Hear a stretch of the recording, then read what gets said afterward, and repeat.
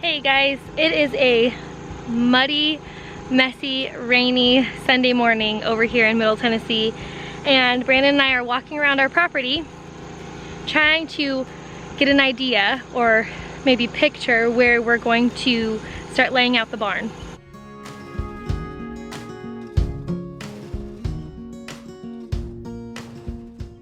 The barn's not here. It is still at South Hall over in Franklin, Tennessee. We're hoping to get that moved here sometime this week, maybe next weekend when the gooseneck trailer is available. But as of today, we're just gonna try and lay it out, figure out the easement, decide where we wanna put it so we can start marking some stakes and then start clearing a spot.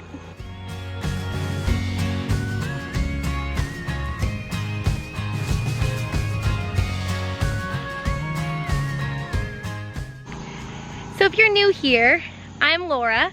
I'm the mom of 10 kids. We are the Roberts, and we moved to Middle Tennessee about 4 years ago. We took a leap of faith, loaded up all of our kids, headed on over here. After a few years, I struggled with postpartum depression and anxiety after our 9th baby was born.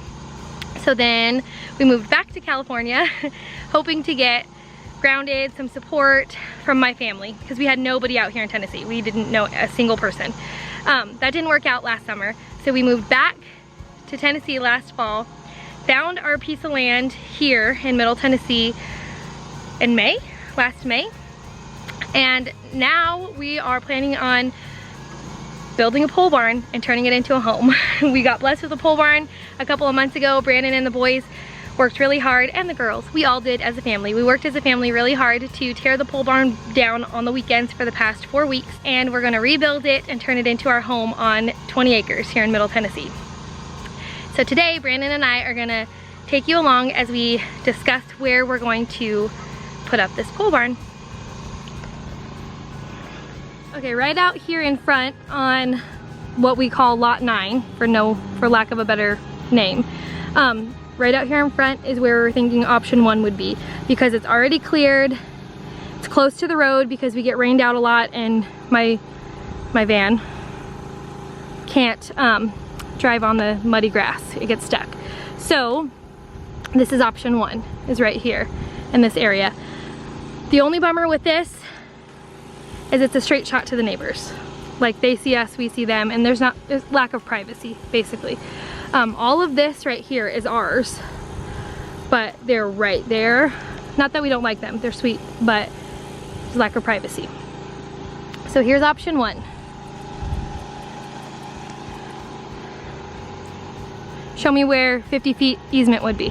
50 feet from center of road? Yeah. Probably where this marker is. Okay. So then it would have to start here, and we want, I don't know why, maybe it's something in our minds, but we want to keep the house, even though we own all 4 lots, we want to keep the house on 1 lot in case we do end up breaking them up ever. So this would be the marker between 8 and 9, and this is the 50 foot easement. So then it would have to come, we'd want it to be all on 9. So it would have to come out this way and then back. And then if I'm standing in the middle of the barn right now, it is a direct shot. If this would be a window, a kitchen window, bedroom window, to the neighbors. So that's our only drawback for that. Brandon thinks option 2, he proposed option 2 would be right smack where my garden is. And at first I was a little I already have a garden there, kind of irritated, to be honest. But it's actually a very viable option because it is clear, and we just have to do a little bit of leveling. There's a roadway between 9 and 10 right there. It's right smack in the middle of all the properties, which is really helpful. And it's open. We'll go show you where the garden is. You guys have seen it a million times if you've watched any of our videos, but it's right, there's the garden. So it's like right in the middle of all of the land. But we'll walk over there and show you. So here's the garden, wild and wonderful that she is this time of year.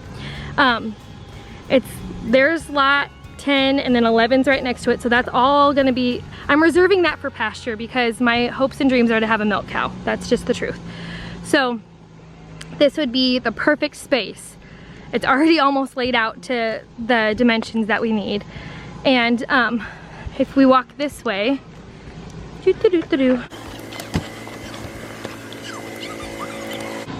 this is our little road that we've made, the path that we've made down to the end of 9, because there's a whole bunch back there that's ours too. But there's already a little path. This is actually almost the exact dimensions. Again, sorry for all the generator noise and kid noise. We're having a cleanup party because it's been raining for days and it just looks really gross around here. Trash has gotten into by dogs, so we're cleaning up. So this is option 2, the garden. And although I was irritated about it at first, I'm honestly not now, because I didn't put a ton of work into it. Yes, it was tilled. We didn't add anything to it. There's no compost in it. There's no amendments in it. It's just laid out. And it's probably just as compact now as it was before because it's Tennessee clay and we've walked on it so much, as she's doing now with the baby in her arms. So this is looking more and more like the best option. Option 3 would be over here. You see the chickens running amok. Their cages are here, but they're open, so they're basically free range everybody. This would be option 3. It's at the end of the little cul-de-sac, the end of the road. It's on lot 10. It gets a perfect view of all the land. I would pretty much have a dairy cow eventually out my front window or my kitchen window, which is not a bad thing. But I just don't like to take up that much what I considered pasture. It's probably not any different than over there, but I just consider this to be our pasture. These are actually my mom and Caden's lots, my mom's lots, and she said, Bugs, you can put your house on my land. That's okay. But, so this is option 3. And we have a bonus option that Brandon just came up with that I'll walk back over and show you.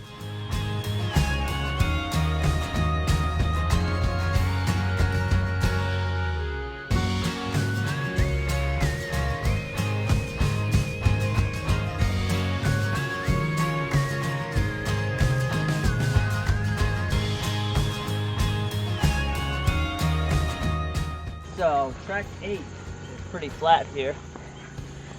We would just need to clean up the land a little bit here. It does have some trees to separate from the neighbors. It is a little closer for sound, but it is also a nice area. It goes down pretty deep and far, but we do want to try to stay centralized, so we don't want to go too far down. Ultimately, our goal would be to get a forestry mulcher and clear a lot of these trees around here. So this would be option 4. I think 3 is probably not the best idea, so we could call option 4 3. Changing up my plans like always. Yes.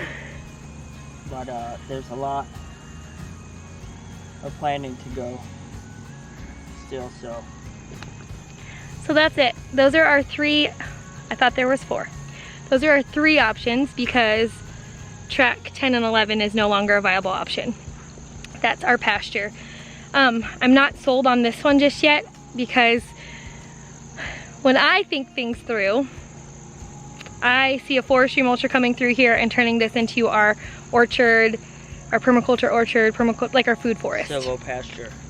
No, silvopasture is going to be between 8 and 9. Permaculture orchard is just fruit trees.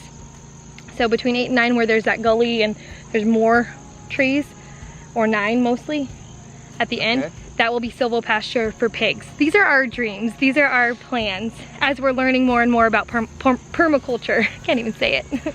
As we learn more and more about permaculture, we come up with different ideas, and I just keep envisioning a permaculture orchard here with some berries, like a food forest. Like I would love to have raspberries and blueberries all intermingled with some pear and apple trees. We ran out of space on the card and I had to delete some video. But basically this is track 8, and this was the very first piece of land that we bought. This is what sold us on the land. 10 and 11 weren't available then, but we bought 8 and we got 9 just for extra to have room for the kids. 8 is the flattest piece of land out of this whole lot, out of all 100 acres. So that's why we got 8. It's longer, but it's all flat. We just need to get a forestry mulcher in here, which is basically like a wood chipper kind of attachment for the front of a skid steer. We've been talking about this since we looked at the land. Brandon has access to a lot of heavy machinery, but we don't want to tear up the land so much. We don't want to bulldoze it or even excavate a ton. We want to leave the land in better condition and regenerate it, but we want to make it usable. So I don't even think this is a really viable option for us either. I think we're pretty much sold on the garden. Yeah? That seems the best option so far, central to It's central all, to all 4 pieces of central to the properties. whole property. Yeah, all 4 pieces of land. Yep. And it's level, it's clear, so we would just have to grade it a little bit and add some gravel. But this is us just thinking out loud and taking you on a walk as we dream a little bit. All right, guys, we are gonna call this video good. Thank you so much for walking and dreaming with us a little bit. Half of our family has a cold. Our little ones are in the house or in the RV with a cold, so I'm gonna go in there and make like a chest poultice for their little cough, and maybe I'll videotape that. But anyways, thanks for hanging out with us today. We appreciate you being here, and we will see you on the next one. No, what is this? They're everywhere. Onions? Yeah. We have wild onions everywhere. I want to look for some. Are these wild onions? Well, they're long and pointy at the end. We have wild onions everywhere. Everywhere that we've let the chickens go, those are the first things that pop up. Do you know what wild onions are? What kind of soil wild onions like? If you do, let us know in the comments.